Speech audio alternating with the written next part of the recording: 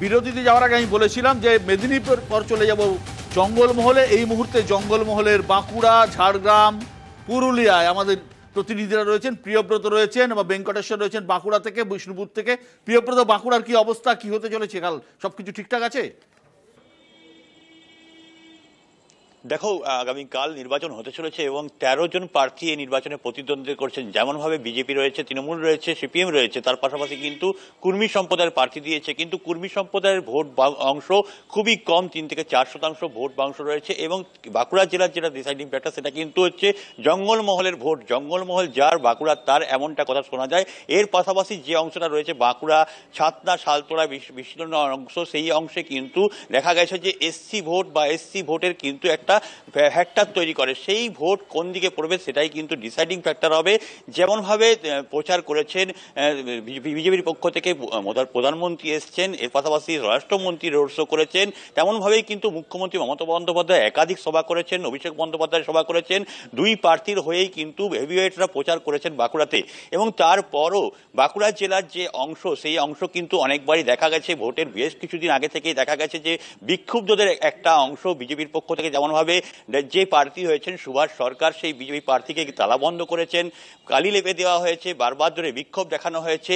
তেমনভাবে তৃণমূল প্রার্থী অরূপ চক্রবর্তীর এগেনস্টেও কিন্তু বারবার ধরে কোনো বিক্ষুব্ধ একটা গোষ্ঠী তৈরি হয়েছে। ধন্যবাদ, ধন্যবাদ, ধন্যবাদ।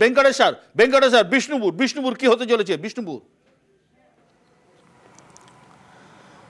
বিশ্বদা, তুমি জানো যে বিষ্ণুপুর লোকসভা কেন্দ্র এবার অন্যতম নজরকাড়া কেন্দ্র এবং এখানে গতবার যিনি বিদায়ী সাংসদ সৌমিত্র খা, তাকে এবার বিজেপি প্রার্থী করেছে। অন্যদিকে সৌমিত্র খার প্রচারে 19-এর সালে তুমি জানো যে সুজাতা মণ্ডল সৌমিত্র খার হয়ে প্রচার করেছিলেন, যেহেতু তিনি সংশোধনাগারে বন্দী ছিলেন। সেই জায়গায় দাঁড়িয়ে সুজাতা মণ্ডলকেই এবারে কিন্তু তৃণমূল কংগ্রেস প্রার্থী করেছে। ফলে সেই জায়গায় রাজনীতির পথ দুজনের কিন্তু আলাদা হয়েছে। অর্থাৎ সৌমিত্র খায়ের বিরুদ্ধে এবারে প্রার্থী সুজাতা মণ্ডল। সেই জায়গায় দাঁড়িয়ে 19-এর যে লোকসভা নির্বাচন, সেখানে 75,000-এর বেশি ভোটে জয়লাভ করেছিল সৌমিত্র খান।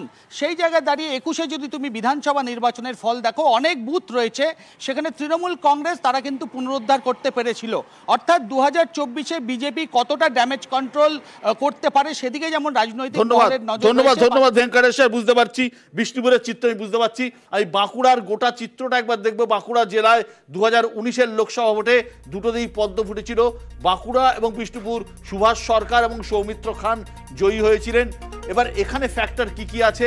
এখানে ফ্যাক্টর যেটা বললেন আমার সাংবাদিক, আদিবাসী ভোট, তফসিলি ভোট এবং আরেকটা বিষয় হচ্ছে কুর্মীদের ভোট।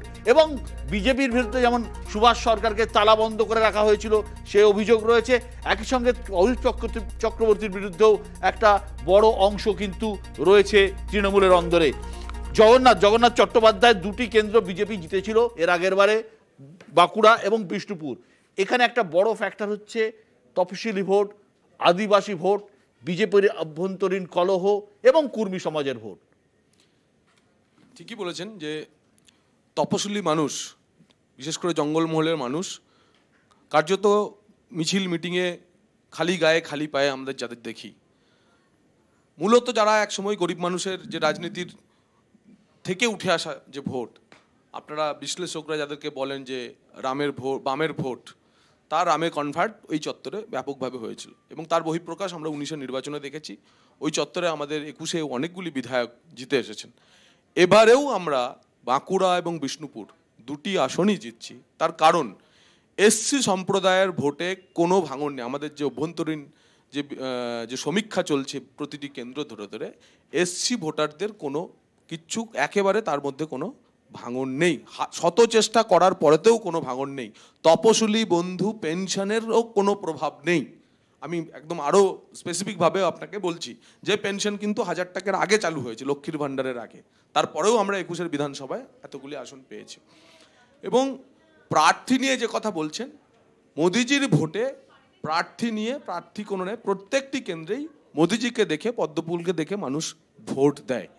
এবং সেই কারণে আমাদেরও যারা প্রার্থী রয়েছে, যে কথা আমাদের তৃণমূলের প্রতিনিধি বলছিলেন যে ইনকামবেন্টদের কাউকে টিকিট দেওয়া হয়নি, মানে আমাদের প্রার্থী তালিকারও ঠিকমতো স্টাডি তৃণমূল আজকাল করছে না। ভোটের লড়াই কিভাবে করছে আমরা জানি না। অধিকাংশই হচ্ছে আমাদের ইনকামমেন্টেরই টিকিট দেওয়া হয়েছে। তো সুতরাং সেই নিয়ে চিন্তার কোনো কারণ নেই। জগন্নাথ আমার প্রাক্তন সহকর্মী জগন্নাথ, তার কাছে প্রার্থীর কোনো ভূমিকা নেই, ঠিকই বলছেন, সত্যি এটা একটা সিম্বলের ভোট হয়, এত বড় একটা ভোট, কিন্তু তমলুক বা খাতির ক্ষেত্রে প্রার্থীর ভূমিকা বলছেন, আবার বাঁকুড়ার ক্ষেত্রে প্রার্থীর ভূমিকা নেই। এসসি ভোট যেটা তপশিলি ভোট, এটা কিন্তু তৃণমূলের কাছে নেই, দাবি বিজেপির। এবং সত্যি বাঁকুড়া এবং বিষ্ণুপুর দুটি জায়গায় আমরা যদি দেখি, এই আদিবাসী, এই তপশিলি, এদের ভোটটা একটা ফ্যাক্টর।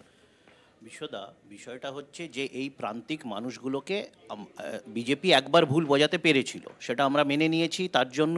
কিন্তু তারপরে যে কোভিড 2019 সাল 21 সালে ব্যাপকভাবে যে কোভিডের সময় সেই সব প্রান্তিক মানুষের পাশে বিজেপির কোনো জনপ্রতিনিধি, তারা সবাই দিল্লিতে গিয়ে বসেছিল, তারা সবাই এত এত বড় বড় পদ নিয়ে, কেন্দ্রের এত বড় ক্ষমতা নিয়ে, তারা কোনো এই প্রান্তিক মানুষের পাশে দাঁড়ায়নি। এক।